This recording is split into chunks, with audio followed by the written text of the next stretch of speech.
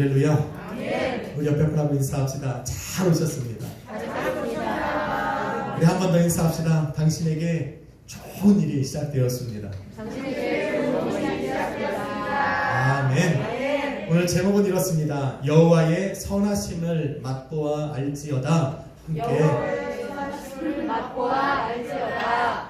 아멘. 오늘 맛보아 하십시오. 아멘. 맛집입니다. 맛있는 데는 서로 쉐어해서 한번 같이 가야 됩니다. 작년에는 코로나 때문에 그래도 종종 불러서 식사도 하고 그랬던 분들이 있는데 코로나를 핑계 삼아 전혀 부르지 않는 집사님들이 계신데 특별하게 누구라고 말을 할 수는 없습니다만 권 집사님 계십니다. 저쪽에 가면 맛있는 것도 있는데 요즘에 부르지도 않아요. 부르리라 믿습니다. 아멘. 아멘. 여러분 육하원칙이라는 말을 들어보셨습니까? 누가, 언제, 어디서, 무엇을, 어떻게, 왜? 라는 그 6가지의 질문입니다. 어떤 사실이나 상황을 이해하기 쉽게 잘 설명할 수 있도록 만든 이 6가지의 원칙입니다. 그래서 그거에 맞춰서 이야기를 하면 듣는 사람도 이해가 빠르고 더 이상 질문을 하지 않을 정도로 완벽한 이야기가 된다는 겁니다. 오늘 저와 여러분이 읽은 시편 34편은 이런 육하원칙 아래 쓰여진 완벽한 시라 말할 수 있습니다.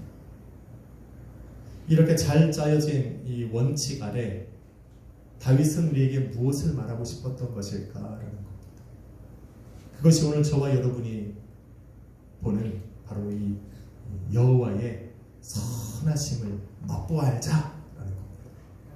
그게 시편 34편의 핵심이라 볼 수 있습니다. 누가 여호와의 선하심을 맛보아 알 수 있고 언제 하나님의 선하심을 맛보아 알 수 있고 어디서 하나님의 선하심을 맛보아 알 수 있고 무엇을 통해 또 어떻게 그 주님의 선하심을 맛보아 알 수 있느냐? 우리한테 명확하게 이야기해 주기 위해서 다윗은 이 글을 그 육하원칙에 맞춰서 지금 설명해 놓고 있는 겁니다. 잘 들으시면 여러분의 삶 속에도 하나님의 선하심을 맛보아 할 기회가 주어질 줄로 믿습니다. 아멘. 다윗은 먼저 누가? 라는 질문에 1절에 보니 자신이라고 이야기합니다. 그런데 자신에서 끝나는 것이 아니라 2절에서는 곤고한 자를 소환하고 또 9절에서는 성도들을 11절에서는 하나님의 자녀들을 18절에서는 악한 자들에게 고난을 당하는 마음이 상한 자와 통회하는 자 그리고 마지막 22절에서는 여호와의 모든 종들을 소환하여서 바로 너희들이 여호와의 선하심을 맛보아 알 수 있는 사람들이라 이야기를 합니다. 할렐루야. 아멘. 이 안에 여러분도 포함되어 있습니다. 아멘. 여러분은 바로 성도요 하나님의 자녀요. 세상으로부터 고난을 받아서 통회하는 심령, 마음이 상한 심령으로 여호와 앞에 나온 바로 여호와 하나님의 종들이기 때문에 그렇습니다. 그러니 바로 여러분들은 오늘 이 시간 또 여러분의 삶 속에서 여호와의 선하심을 맛보아야 하는 것이 당연하다는 겁니다. 곤고한 자, 마음이 상한 자와 통회하는 자가 어떤 사람이라는 것을 우리는 좀 정의를 내릴 필요가 있습니다. 곤고한 자, 어떤 사람입니까? 곤란과 고통 중에 있는 자를 곤고한 자라고 부르지 않습니다. 그는 비록 곤란과 고난을 당하고 고통 중에 있지만 거기에서 멈추는 것이 아니라 그 모든 것을 통하여서 겸손과 인내를 배운 사람, 성경은 바로 이 사람들을 곤고한 자라 부릅니다. 마음이 상한 자와 통회하는 자는 누굽니까? 괴로워하는 자를 마음이 상한 자와 통회하는 사람이라고 부르지 않습니다. 그러면 세상에 널려있는 게 마음이 상한 자고 통회하는 자입니까? 아니요. 마음이 상한 자와 통회하는 자는 괴로워하는 자가 아니라 괴로움 가운데 여호와를 찾아 마음 다한 기도를 드리는 사람. 아멘. 하나님, 내 마음이 심히 괴롭습니다.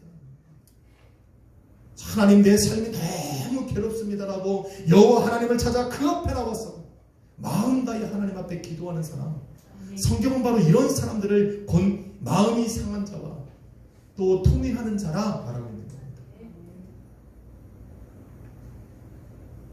19절에 보니 하나님께서는 이들을 의인이라고 부릅니다. 이사야 57장 15절은 이르길 지존무상하며 영원히 거하며 거룩하다 이름하는 자가 이같이 말씀하시되 내가 높고 거룩한 곳에 거하며 또한 통회하고 마음이 겸손한 자와 함께 거하나니 이는 겸손한 자의 영을 소성케 하며 통회하는 자의 마음을 소성케 하려 함이라. 괴로운 현실 속에서도 그런 아픔과 그런 쓰라림 속에서도 여호와 하나님 앞에 나와 그에게 마음 다한 기도를 드리는 그 사람에게 우리 하나님은 찾아와 구하신다. 그의 영을 소생시키시고 회복시키시고 그의 마음을 우리 하나님께서 어루만져 주시기 위해서 그를 찾아가 구하신다는 거예요. 할렐루야. 이런 사람이 마음이 상한 자와 곤고한 자. 마음이 상한 자를 조금 높네요. 고치시는 주님 이렇게 했어요. 하나님께 기도하는 그 사람이 하나님 앞에 의로운 거예요. 의롭게 살 수 있다? 아니요, 그럴 사람 없어요. 하나님을 찾아 마음 다해 통해 자복하는 자의 심령은 주님께서 거하실 만한 거룩한 처소가 된다 말하는 겁니다. 이게 바로 성도라 불리는 저와 여러분의 마음입니다. 한번 인사합시다. 당신이 그렇습니다. 여러분의 마음이 그렇다. 오늘 예배 가운데 나와서 우리 하나님을 찬양하고 기도하고 예배하는 우리의 심령은 바로 주님이 거하실 만한 거룩한 처소가 된다라는 것을 일단은 기억해야 됩니다. 다윗은요 이 모든 사람을 소환하여서 자신과 함께 여호와 하나님을 송축하고 찬양하자 이야기를 합니다. 뭐 해도 되고 안 해도 되는 권면이 아니에요. 3절의 이름과 같이 나와 함께 여호와를 광대하시다 하며 함께 이름을 높이자 강권하며 선포하고 있는 겁니다. 어떻게 찬양하자는 겁니까? 어떻게 그의 이름을 높일 수 있다는 겁니까? 그래서 세 번째 질문에 어떻게 그리고 왜? 라는 질문에 다윗은 대답을 하기 시작합니다. 그게 8절로 22절이에요. 우리는 앞선 시편들에서 여호와를 송축하고 찬양하는 방법들을 배웠습니다. 참 다양합니다. 우리의 입술로 찬양할 뿐만 아니라 또 온몸으로 몸찬양을 드리기도 하고 또 실력 있는 악기로 여호와 하나님을 찬양할 수도 있지만 바로 저와 여러분의 삶이 하나님의 찬양이 되어야 돼요. 아멘. 믿으시면 아멘 합시다. 아멘. 그 찬양의 모습은 참 다채롭습니다. 오늘 다윗은 본 시편을 통해서 네 번째 질문인 왜? 라는 이유와 함께 어떻게 그 하나님을 찬양하면서 그의 이름을 높이면서 그 하나님의 선하심을 맛보아할 수 있는지를 기록해 놓고 있습니다. 여호와께 피하면 복을 받고 그를 경외하면 부족함이 없게 되고 그의 말씀을 듣고자 하면 여호와 경외하는 법을 가르침을 받을 것이고 할렐루야. 혀를 악에서 금하고 입술을 거짓말에서 금하면 장수의 복을 받고 악을 버리고 선을 행하면 땅에서 끊어지지 않는다라는 겁니다. 왜냐하면 여호와의 눈은 의인을 향하시고 여호와의 귀는 그들의 부르짖음에 기울이시지만 여호와 하나님의 그 얼굴이 악을 행하는 자들에게로 향하여 그들의 잡채를 땅에서 끊어버리시기 때문에 악을 행하지 말라는 거예요. 도리어 선을 행하면 너희가 그 땅에서 너희의 자치가 끊어지지 않을 거라.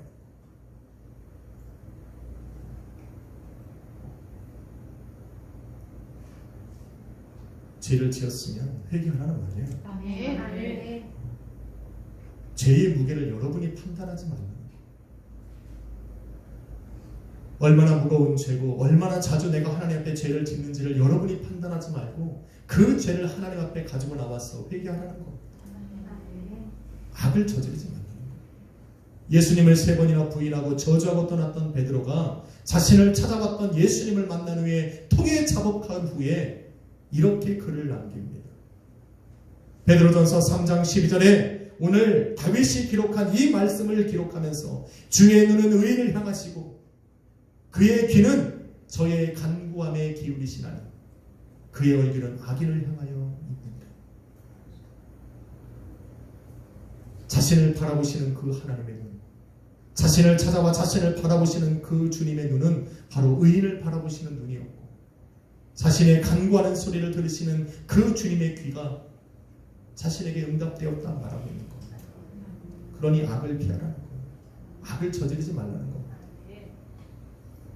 주인을 부인하고 저주하고 떠나는 것만큼 큰 죄가 없지만 이러한 죄까지라도 통에 자복하고 주님께 돌아서면 우리 하나님께서 은혜를 베푸사 용서하시고 그를 의롭다 여겨주신다는 겁니다. 할렐루야. 이게 찬양이라는 거예요. 성도가 드릴 찬양. 주님께 피하고 그를 경외하고 또 주님의 선하심을 맛보아할 수 있는 성도의 찬양은 여호와께 부르짖는 것이라 말을 합니다. 여호와께 부르짖으니 그 하나님께서 모든 환난에서 그를 건져내신다 말합니다. 나는 부르짖었는데 하나님 날 건지시니 이게 하나님의 선하심이라는 겁니다. 진심으로 통회하고 자복하니 나를 의롭게 여기사 고난에서 건지셨다라. 이 하나님의 선하심이라는 거예요.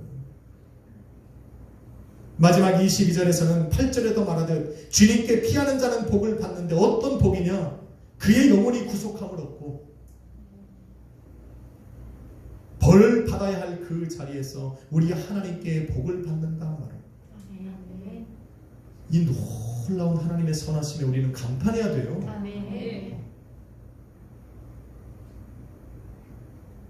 실감이 안 나시죠?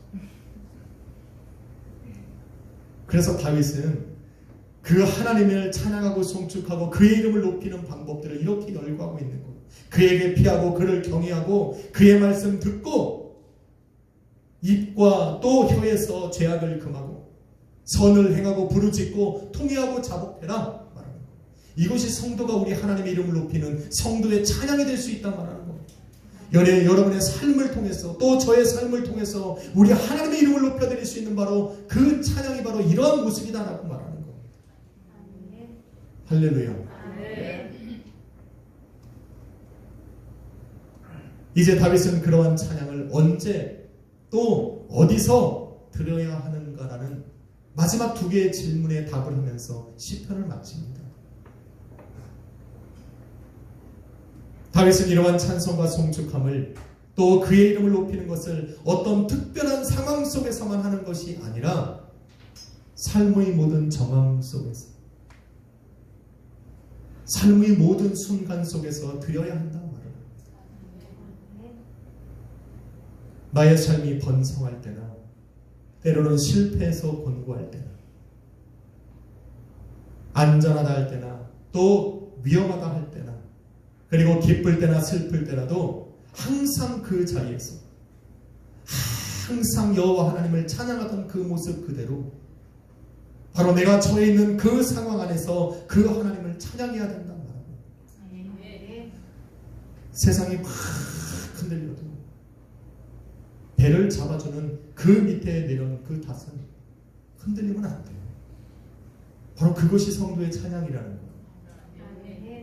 비록 나의 삶은 환경에 따라서 흔들려도 내 마음은 상황에 따라 흔들려도 주님께 드려질 그 찬양을 해야 하는 그 찬송은 내 안에서 흔들리면 안 된다.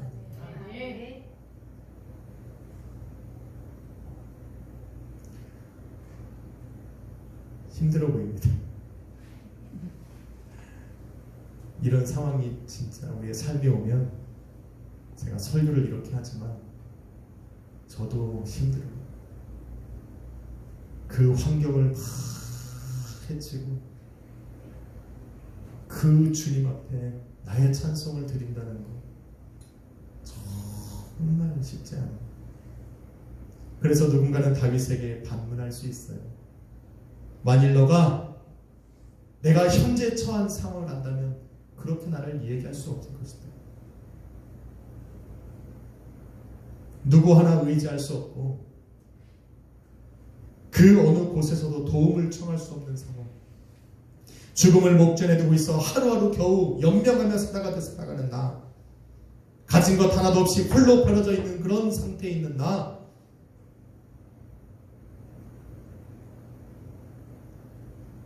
지금 내가 처한 그 상황을 한다면 온 밤 다해 주님을 찬양하는 말을 너는 하지 못할 것이다 라고 다윗에게 반문할 수도 있습니다. 힘들다는 겁니다. 그런데 그런 사람들이나 이 시간 말씀을 듣는 저와 여러분이 알아야 되는 한 가지가 있습니다. 지금 다윗이 다 그 상황이라는 것. 사람이 상상할 수 있는 바로 최악의 상황. 만약에 나에게 이런 삶이 오면 정말 힘들 거야 라고 상상할 수 있는 바로 그 최악의 상황 속에 다윗이 지금 있다는 겁니다. 본 시편의 제목을 보면 다윗이 아비멜렉 앞에서 미친 채 하다가 쫓겨나서 지은 시라는 제목이 붙어 있습니다. 말만 들어도 쉽지 않은 상황이라는 걸 알 수 있어요. 본문의 배경이 되는 사무엘상 21장 10절로 15절에 보면 다윗은 지금 자신을 가장 증오하고 저주하고 미워해서 언제라도 자신을 죽이려고 혈안이 되어 있는 바로 그 블레셋 가드왕 아기스라고 하는 그 사람 앞에 서 있는 겁니다. 인생 최대의 위기예요. 그가 칼을 들어 죽일 수도 있고 많은 사람이 창을 던져 죽일 수도 있고 돌에 맞아 죽을 수도 있고 바로 그 자리에서 거꾸러뜨림을 당하여도 전혀 무색하지 않은 바로 그 사람 앞에 서 있는 겁니다. 그런데 왜 본문은 아비멜렉이라고 부르는가? 여러분 애굽의 왕을 다 바로라고 칭하는 거랑 똑같습니다. 블레셋의 여러 왕들이 있지만 그들을 다 통칭해서 우리는 아비멜렉이라고 말합니다.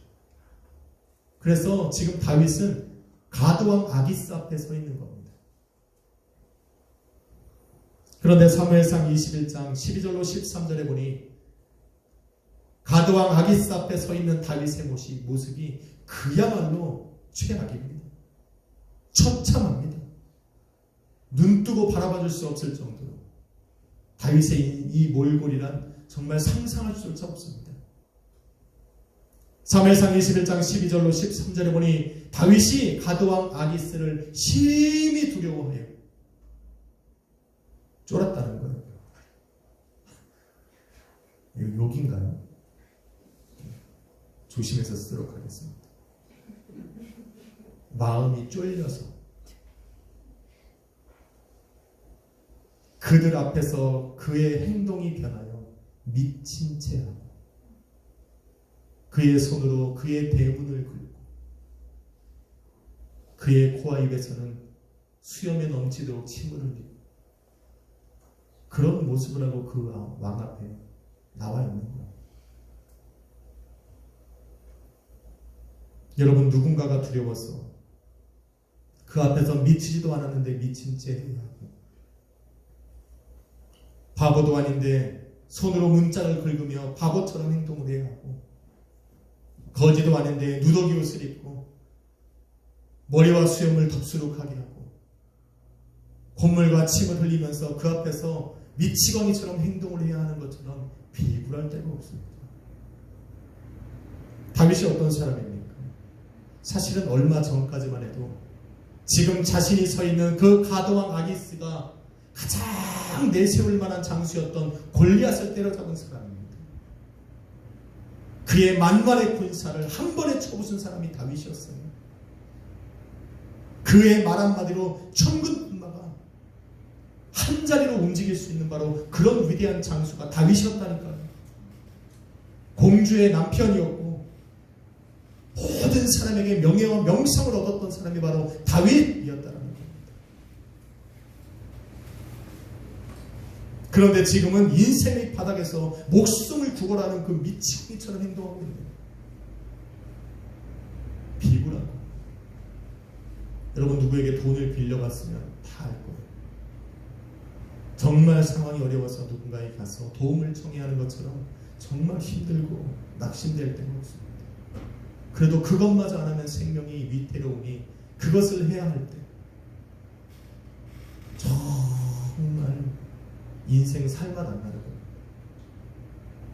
이런 다윗보다 여러분의 상황이 더 안 좋습니까? 더 힘듭니까? 더 어렵습니까? 더 참지 못할 만합니까? 가끔 왕년에 내가 잘 나갔다라고 하는 사람들의 말을 들어보면 왕년에 잘 나가던 직장과 또 집과 차와 또 물질을 조금 잃어버려서 사내 못 사내 하는 걸 볼 수가 있습니다. 그런 사람들의 환경과 처지와 비교하면 다윗의 지금의 상황은 우리가 비교할 수 없을 정도로 처참한 겁니다. 심지어 의지할 사람도 없어요. 부모와 형제로부터 버림도 받았고 함께 하면서 위로를 받아야 될 아내에게서는 오히려 버림받아 내쫓임을 당했어요. 친구도 없고 형제도 없고 이웃도 없습니다. 홀홀 단신으로 이스라엘 땅에서 벗어나서 블레셋 땅에 도망쳐야 했던 바로 그 비굴한 다윗의 모습을 여러분 상상을 해보면 여러분이 생각하는 것보다 더 비참한 모습이 지금 다윗의 모습입니다. 그런데 다윗은 지금 그 상황 속에서 저와 여러분이 읽은 이 멋진 여호와 하나님을 송축하고 찬양하고 여호와의 선하심을 맛보아자고 외치는 이 아름다운 시편을 하나님 앞에 지어 노래하고 있는 거예요. 그러니 우리는 다윗에게 그런 반문을 해서는 안 됩니다.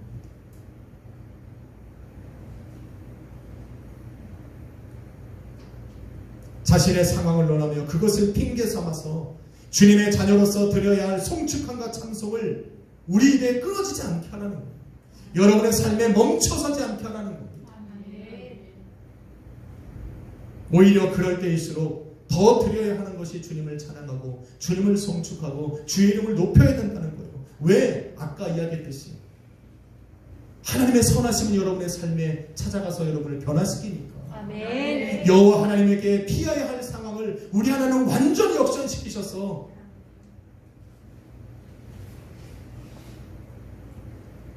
그의 영혼을 구속하시고 벌을 내려야 하는 바로 그 자리에서 복을 명하시기 때문에 그렇다. 아멘. 아멘. 여호와를 두려워하고 여호와를 경외하며 찾아야 될 그런 상황 속에 우리 하나님을 찬양하면 우리 하나님께서 부족함이 없게 하신다니까. 아멘. 할렐루야. 아멘. 생명이 위태로울 때 오히려 하나님을 찬양하니 장수의 복을 그의 삶에 있게 하고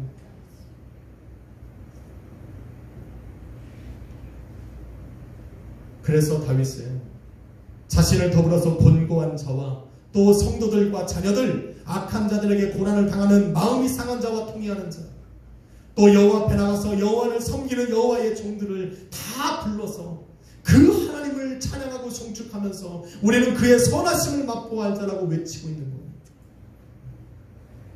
저도 그래서 여러분에게 하나님 찬양하자고 합니다. 아멘. 여러분이 힘든 것을 몰라서 그러는 것이 아닙니다.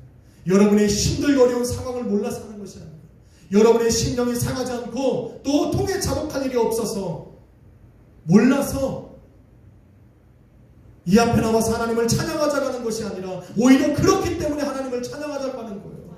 아멘. 왜? 찬양해야 하나님의 선하심을 맛보아야 할 수 있으니까. 아멘. 그것이 정답이니까. 아멘.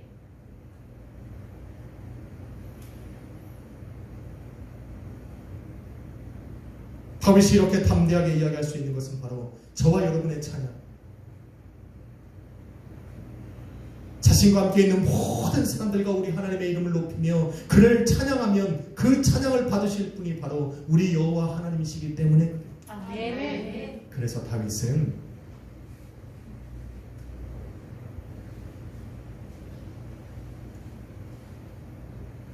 앞선 6가지의 질문에 하나의 질문을 더 추가합니다. 누구에게? 그리고는 그 누구가 바로 여호와 하나님이라 말해요. 아멘. 그리고는 시편을 마칩니다. 나와 곤고한 자와 성도들과 자녀들, 악한 자들에게 고난을 당하는 마음 상한 자와 동의하는 자, 여호와의 모든 종들이 송축하고 찬양할 때 그의 선하심을 우리에게 알려주시는 바로 그분이 바로 여호와 하나님이라고 말합니다. 그러니 해볼 만하다. 세상 사람을 의지하지 못하지만 변치 아니하시는 하나님을 의지할 수 있습니다. 그러니까 한번 해보자. 아멘. 우리가 피하고 경외하고 그의 말씀을 듣고 우리의 입술을 금하고 선을 행하고 부르짖고 통에 자복하여 찬송을 드릴 수 있는 그분,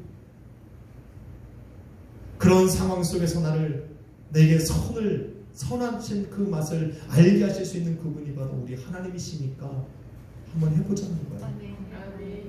합시다. 아멘. 그러니까 상황에 구애받지 말고 한번 해보자는 거예요. 정말 말씀이 살아있다면 다윗이 이렇게 함으로 그의 인생의 역전을 맞이한 것처럼 우리도 한번 해보자는 거예요. 아멘. 그런 우리에게 벌이 아닌 복을 주시고 부족함이 없게 하시고 당신을 경외하는 법을 가르쳐서 장수의 복을 누리게 하시고 악행하는 자들의 자취를 그 땅에서 끊으실 때에 오히려 의롭다 여기심으로 그를 구원하실 수 있는 분, 부르짖는 자를 환난에서 통에 자복하는 자를 고난에서 건져내시는 그 하나님을 우리가 한번 찬양해보자. 그의 선하심을 한번 맛봐보자. 지금 다윗이 선포하고 있는 거예요. 아멘. 한번 인사합시다. 해봅시다. 해봅시다. 아멘. 하나님이 아니면 이런 일을 온전히 또 완벽하게 행하실 분이 없는데 우리는 그 하나님을 향하여 찬양하고 있으니 가능성이 있다는 거예요. 아멘. 확실하다는 거예요. 아멘. 사실은 역사적으로 성경책에서 보면 다윗이 이런 상황 속에서 여호와 하나님을 이렇게 찬양했는데 그곳에서 바로 벗어나서 하나님이 다윗을 어디로 인도하냐면 바로 아둘람 굴로 인도합니다. 아둘람 사람들아 댓글아 맞지? 새 왕국 바라보라. 그 다음 뭐지? 제가 이걸 우리 태근이한테 처음 들었거든요. 아둘람이 어디냐면 다윗의 인생이 새롭게 시작된 곳이 바로 이 아둘람. 가드왕 아기스 앞에서 비참하게 거지처럼 미치광이처럼 했고 그 나와서 이 시편의 노래를 하나님 앞에 드렸는데 그 시편의 노래를 들으면서 걸어왔던 그곳, 하나님의 시편의 노래를 부르면서 걸었던 그 다윗의 걸음을 인도하셔서 그의 발걸음이 머물게 하신 그곳이 바로 아둘람굴이에요. 그 아둘람굴에 있던 그 다윗을 수많은 이스라엘 민족들이 찾아왔어요. 그곳으로부터 다윗의 왕조가 시작됩니다. 인생의 바닥인 줄 알았던 바로 그 자리에서 하나님은 그를 세워서 왕의 꿈을 꾸게 하셨어요. 바로 하나님의 선하심을 맛보아는 거예요. 여러분의 인생의 바닥입니까? 끝입니까? 거기서 찬양해야 돼요.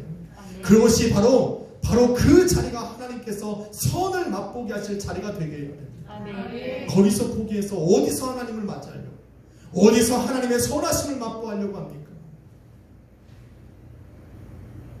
우리의 인생을 바꾸시는 것은 하나님이지, 여러분의 인생을 여러분이 바꾸고 그 바꾼 것으로 하나님을 찬양해서는 안 돼요. 할렐루야. 아멘. 여호와 하나님을 바로 우리가 선 그곳에서, 그 자리에서 항상 송축하고 찬양하는 것, 바로 모든 상황 속에서 주의 선하심을 맛보아하는 방법입니다. 지금 다윗은 그 얘기를 하고 있습니다. 사랑하는 성도 여러분, 세상의 그 어떤 상황과 이유도 주님의 선하심을 맛보아 알게 하는 성도의 찬양을 가로막을 수는 없습니다. 번성할 때나 실패해서 공고할 때도, 안전하거나 때는 위험할 때도, 기뻐하고 즐거워할 때나 슬픔으로 애통해야 할 때도 성도를 향한 주님의 선하심은 멈추지 않습니다. 그러니 벌이 아닌 복을 받고자 한다면, 부족함 없는 삶을 기대하고 기다린다면, 생명을 사모하고 살아가는 날들을 사랑하여 장수의 복을 원한다면 주님께 드릴 찬송을 멈추면 안 됩니다. 악행하는 자들의 자취를 땅에서 끊으실 때 구원을 얻고 주님의 사랑스러운 눈과 기도를 들으시는 주님의 귀가 항상 내게 열려 있기를 원한다면 찬양을 멈추지 마십시오. 의롭다 여김을 받아 고난 중에 건져냄을 받고 회개하며 부르짖을 때 주님의 용서와 자비와 공의를 얻고 벌이하는 복을 받고 싶다면 언제 어디서나 어떠한 상황 속에서도 주님을 향한 이 찬양만은 놓아서는 안 됩니다. 주님께 피하십시오. 아멘. 주님의 경외함을 배우십시오. 아멘. 주님의 말씀을 드리러 하시고 또 여러분의 입술과 여러분의 혀에서 악한 말과 또 거짓된 말을 금하시고 아멘. 오히려 악이 아닌 선을 행하며 평안을 추구하십시오. 여호와 앞에 나가서 통회하고 자복하고 상한 심령으로 우리 하나님을 찾으시고 온 마음 다해 주님 앞에 기도하는 것, 바로 저와 여러분이 우리의 삶을 통해 하나님을 찬양하는 방법입니다. 그렇게 찬양하는 성도는 언제 어디서나 주님의 선하심을 맛보아 알게 될 것입니다. 아멘.